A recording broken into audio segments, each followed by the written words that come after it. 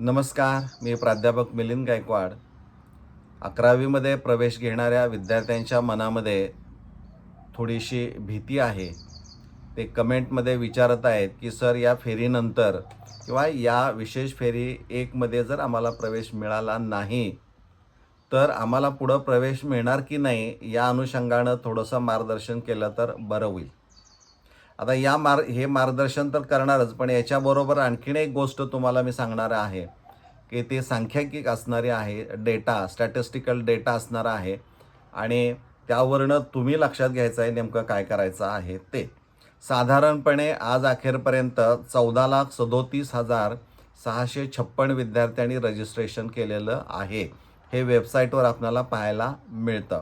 गुणुले जर ₹100 प्रत्येक विद्यार्थ्यांचं केलं, तर 14,37,00,000 इतकी रक्कम जमा झालेली आहे. आता हे 14,37,00,000 जे असणारे आहेत, ही रक्कम तशी मोठी रक्कम असणार आहे. मग या रकमेचं नेमकं काय होतं? कुठं तो खर्च केला जातो? प्रवेश प्रक्रियेसाठी आकारण्यात येणाऱ्या शुल्कातून पुढील बाबीवर खर्च करण्यात येईल, असं त्यांनी म्हटलंय. ऑनलाईन प्रणाली ऑपरेट करणारी संस्था किंवा पुरवठादार असतील. प्रवेश नियंत्रण कक्ष म्हणजे 8 विभाग असणारे आहेत. शिक्षण उपसंचालकाचे तिथून ते नियंत्रण केलं जातं. आवश्यक सुविधा त्यासाठी असणाऱ्या आणि विद्यार्थ्याकरिता सगळ्यात महत्त्वाचं आहे, विद्यार्थ्याकरिता शाळामध्ये मदत किंवा मार्गदर्शन केंद्र तयार करणे. हे का सांगतोय? तर विद्यार्थ्यांकरिता शाळांमध्ये मदत किंवा मार्गदर्शन केंद्र तयार करणे म्हणजे ही मदत केंद्र किंवा मार्गदर्शन केंद्र आपण म्हणू, याची यादी वेबसाईटवर उपलब्ध आहे डाउनलोड्समध्ये. 8 विभागांचे आहे, 7 विभागांचे आहे. 8वा कोल्हापूर आहे, त्याची अजून आलेली नाही.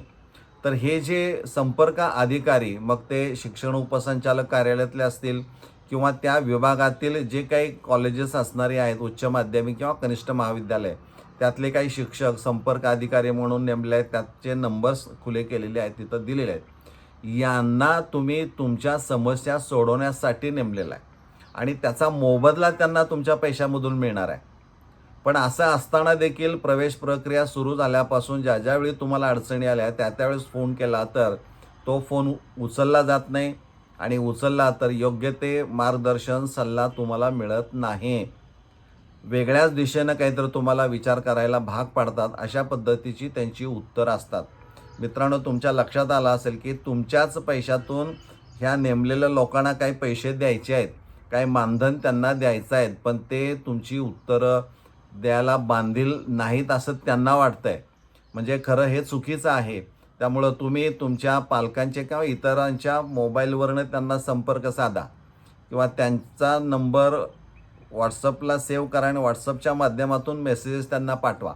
त्यांची उत्तरं येत आहेत का ते पहा. तुमचे स्वतःचे मोबाईल नंबरवर ह्या गोष्टी काही टाळू नका. जिथं रिअल तुम्हाला आवश्यक आहे, जसं ID नाही, पासवर्ड नाही, तिथं तुम्ही करा. पण बाकीच्या इन्फॉर्मेशनसाठी एकदा हा मार्ग अवलंबून बघा, तुम्हाला उत्तरं मिळतात की नाहीत. म्हणजे हे खरं ते त्यांचं कर्तव्य करत नाही आहेत. ते आपण त्यांना त्या पद्धतीनं थोडंसं सांगणं देखील गरजेचं असणारं आहे. हा एक भाग यामधला महत्त्वाचा आहे. तर दुसरा जो आहे तो या प्रवेश प्रक्रियेमध्ये, विशेष फेरीमध्ये आम्हाला प्रवेश नाही मिळाला तर पुढं काय होणार? तर मित्रांनो, आज अखेरपर्यंत फक्त 7,74,212 विद्यार्थ्यांनीच प्रवेश घेतलेला आहे आणि 6,63,444 विद्यार्थी हे दारावर आहेत. आणखीन ते प्रवेश घेणार आहेत. ते प्रवेश ह्या विशेष फेरी क्रमांक 1मध्ये घेतील आणि त्यानंतरच्या पुढच्या फेरीमध्ये असणारे आहेत. म्हणजे इथं साधारणपणे 27 एप्रिल 2026 जे परिपत्रक आहे उपसचिव महाराष्ट्र शासन यांचं, त्यामध्ये त्यांनी काही गाईडलाईन दिलेले आहेत की 11वी ऑनलाईन प्रवेश प्रक्रिया ही 5 फेऱ्यांमधून पूर्ण करावी. म्हणजे पहिल्या नियमित 3 शून्य सोडून, त्यानंतर चौथी फेरी असणार आहे ती विशेष फेरी 1 ओपन टू ऑल आणि चौथी फेरी झाल्यानंतर 5वी जी असणार आहे ती मुलींची विशेष फेरी असणारी आहे. या 5 फेऱ्यांमध्ये शक्यतो 11वी ऑनलाईन प्रवेश प्रक्रिया पूर्ण करण्यात यावी. पण तुमच्या लक्षात आलं असेल की 63,000 विद्यार्थी साधारणपणे आणखीन प्रवेश घ्यायचे आहेत आणि फेऱ्यात त्यांच्या सूचनेप्रमाणे 2च राहिलेल्या आहेत. म्हणजे याचा अर्थ असा होऊ शकतो की या ओपन टू ऑल फेरीमध्ये जास्तीत जास्त विद्यार्थी त्या कॉलेजना अलॉट करण्याची शक्यता आहे. त्यामुळे विद्यार्थ्यांनी पसंतीक्रम देताना जास्त द्या. उगा 1 अन् 2 देऊन अडचण तुमची करू नका.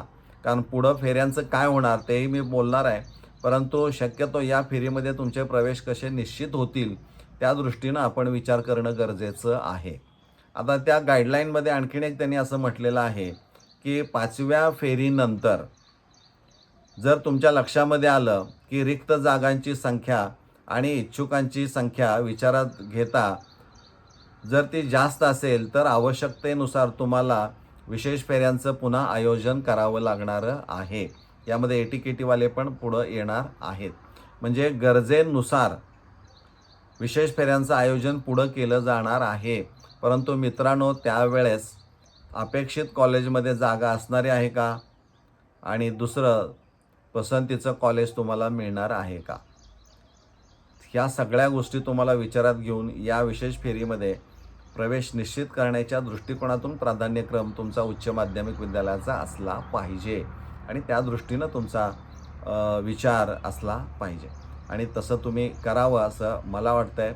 प्रवेश प्रक्रिया ही शेवटचा विद्यार्थी जोपर्यंत या प्रक्रियेमध्ये येत नाही तोपर्यंत ही प्रक्रिया चालू राहणार, यामध्ये कोणतीही शंका नाही. म्हणजे जानेवारी 2026 पर्यंत, गेल्या वर्षीचे, म्हणजे प्रदीर्घ काळ ही प्रक्रिया चालली होती, त्या मानानं ही लवकर पूर्ण होत आहे आणि 15 जुलैपूर्वी ते कॉलेजेस सुरू करणार आहेत. म्हणजे या दृष्टिकोनातून या ज्या काही गोष्टी तुम्हाला सांगितलेल्या आहेत त्यावरनं तुम्ही शांत डोक्याने विचार करून योग्य तो निर्णय घ्यायचा आहे. मला वाटतं तुम्हाला समजलं असेल. आपण इथं थांबूया. धन्यवाद.